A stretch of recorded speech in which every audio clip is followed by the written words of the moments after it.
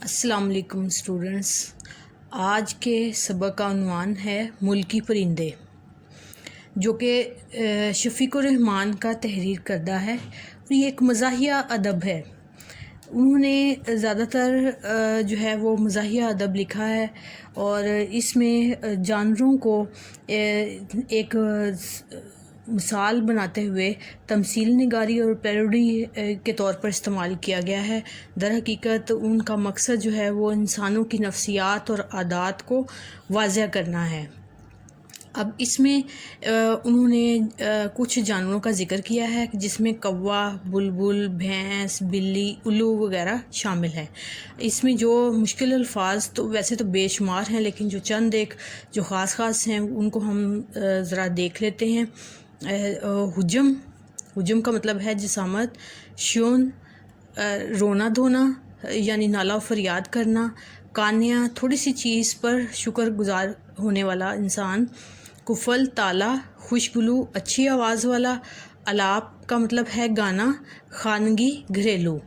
اب یہ صنف ادب کے اعتبار سے یہ ایک مزاحیہ نثر پارہ ہے جس میں جانوروں کو مثال بناتے ہوئے بڑے مزاحیہ انداز میں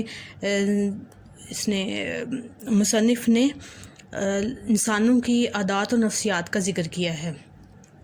اس میں وہ کہتے ہیں، سب سے پہلے وہ کوے کا ذکر کرتے ہیں کہ یہ کوا جو ہے وہ ہمیشہ مذکر کے طور پر استعمال ہوتا ہے اور اس کے شور سے سب تنگ ہو جاتے ہیں، اور اس میں یہ باورچی خانے کے قریب زیادہ سے زیادہ نظر آتا ہے۔ پہاڑی کوا جو ہے وہ 1.5 فٹ لمبا، وزنی اور بدنما ہوتا ہے، لیکن برفانی علاقے میں بھی کوے جو ہے وہ کالے ہی نظر آتے ہیں، کبھی سفید نظر نہیں آئے۔ پھر اس کے بعد میں اس نے بلبل کا ذکر کیا ہے۔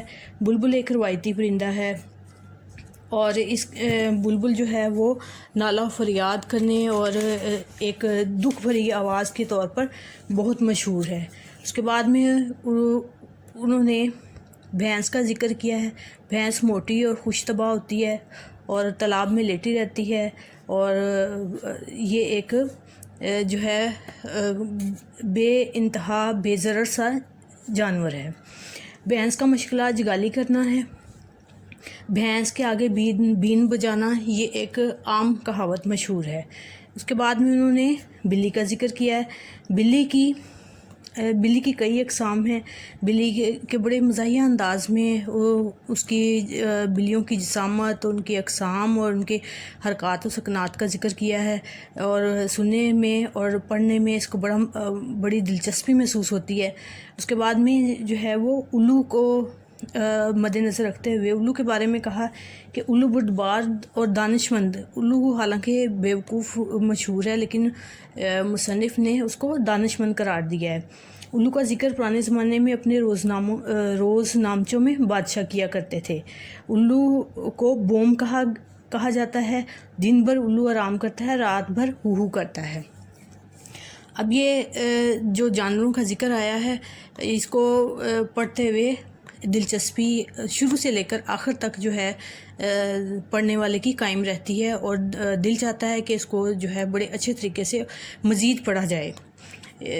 اس سبق کے آخر میں جو مختصر سوالات دیے گئے ہیں ان کو ہم دیکھتے ہیں۔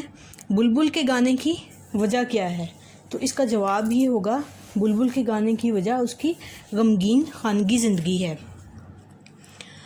الو کو کون پسند کر سکتا ہے؟ الو کو وہ انسان پسند کر سکتا ہے جو فطرت کا ضرورت سے زیادہ مداح ہو، یعنی کہ فطرت کی تعریف کرنے والا ہو۔ بلی کتنے عرصے میں سدھائی جا سکتی ہے؟ بلی 1 سال میں سدھائی جا سکتی ہے۔ پہاڑی کوا کتنا لمبا ہوتا ہے؟ پہاڑی کوا 1.5 فٹ لمبا ہوتا ہے۔ بھینس کا مشغلہ کیا ہے؟ جگالی کرنا اور تالاب میں لیٹے رہنا، افق کو تکتے رہنا۔ سوال نمبر 6 ہے، ہم ہر خوشگلو پرندے کو بلبل سمجھتے ہیں، اس میں قصور کس کا ہے؟ تو اس کا جواب یہ ہوگا کہ اس میں قصور جو ہے وہ ہمارے ادب کا ہے، کیونکہ ہمارے رائٹرز نے، شاعروں نے ہمیشہ بلبل کو ایک اچھی آواز والا پرندہ جو ہے پرندے کے طور پر پریزنٹ کیا ہے، پیش کیا ہے۔ اس سبق کا مرکزی خیال کیا ہے؟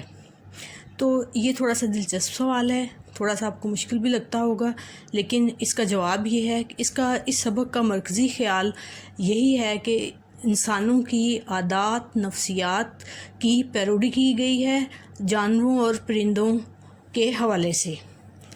شکریہ۔